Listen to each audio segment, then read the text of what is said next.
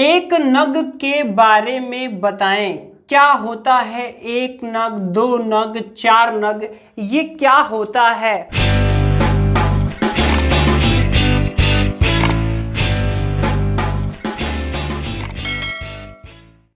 तो फ्रेंड्स, इसके बारे में आज हम लोग डिटेल में बात करेंगे कि एक नग क्या होता है, इसका यूज कहाँ होता है मार्केट में, और कैसे हिसाब किताब में हम इसको यूज कर सकते हैं। तो चलिए वीडियो शुरू करते हैं।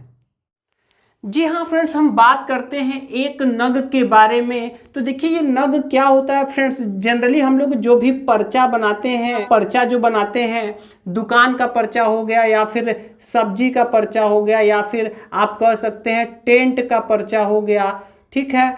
तो वहाँ पर क्या होता है, वहाँ पर वस्तुओं की संख्या हम गिन करके टेंट हाउस से लाते हैं, और जब हमारा उत्सव, जब हमारा मौका या जो भी प्रयोजन होता है, शादी ब्याह, छकैया या जो भी होता है, उसको जब हमारा हो जाता है तो हमें उस पर्चे से ही मिला करके वापस करना होता है, ठीक है। तो देखिए ये जो नग होता है, ये नग क्या होता है, वस्तुओं की संख्या होता है। क्या होता है? वस्तुओं की संख्या। वस्तुओं की संख्या को ही नग कहते हैं। जैसे मान लीजिए ये फ्रेंड्स कुर्सी है, मान लीजिए ये कुर्सी है, ठीक है। तो अब कुर्सी है तो कुर्सी कितना है, 1 2 3 4 5, ठीक है। तो हम यहाँ कहेंगे कुर्सी स्पेशल VIP।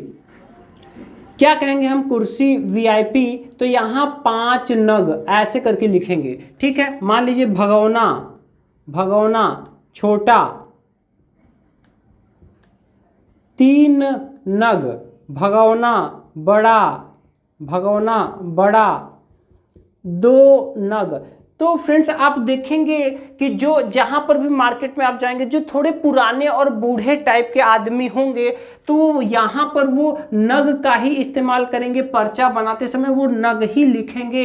लेकिन अब इंग्लिश मीडियम का ज़माना आ गया है फ्रेंड्स, तो अब इसका प्रचलन बहुत कम हो गया है। अब नए ज़माने में लोग आजकल इसी चीज़ को कैसे लिखते हैं, वो अगर नहीं आता है तो वो हिंदी में ही ऐसे लिख देंगे, 5 पीस, 3 पीस या 2 पीस, या फिर अगर मान लीजिए कि वो इसको ऐसे भी लिख देंगे, ऐसे 5 पीस, 3 पीस, 2 पीस, इस तरह से वो अपना पर्चा बनाते हैं। लेकिन ये नग क्या होता है? नग होता है वस्तुओं की संख्या, ठीक है। तो ये दोनों में कोई अंतर नहीं है, तीनों का मतलब सेम होता है कि जो भी वस्तु लिखी जा रही है वो उतनी संख्या में, गिनती में उतनी होनी चाहिए, ठीक है। तो पहले नग इस्तेमाल किया जाता था, अब हम उसको अक्सर करके आप देखेंगे तमाम पर्चों में तो पीस करके लोग लिख देते हैं हिंदी में ही,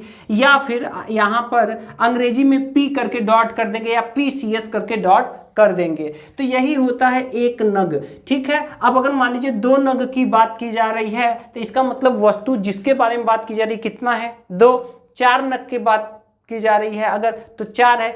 100 नग की बात की जा रही है तो संख्या में, गिनती में वो 100 पीस होनी चाहिए। तो यही होता है फ्रेंड्स नग।